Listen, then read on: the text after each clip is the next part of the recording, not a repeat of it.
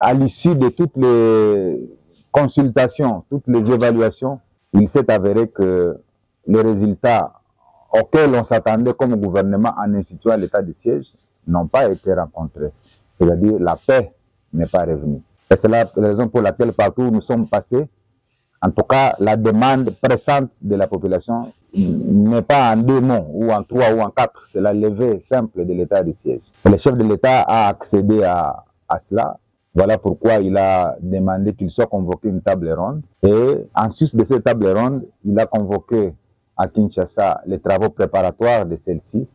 Et je crois qu'elle doit avoir lieu cette table ronde au courant de ce mois de juillet pour que finalement cette solution qui avait été proposée soit levée.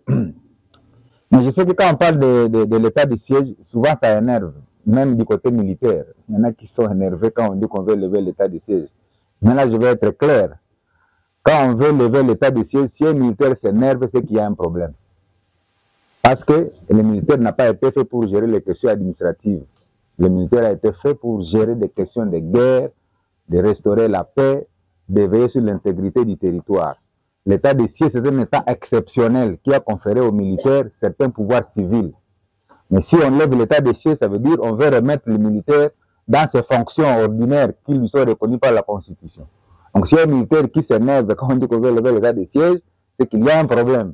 Donc les militaires devaient se réjouir d'ailleurs quand on dit qu'on leverait l'état de siège parce qu'on leur demanderait de se concentrer uniquement à la tâche qui leur est dévolue par la Constitution, celle de la restauration de l'autorité de l'État, celle de l'intégrité du territoire qui devrait être sauvegardée.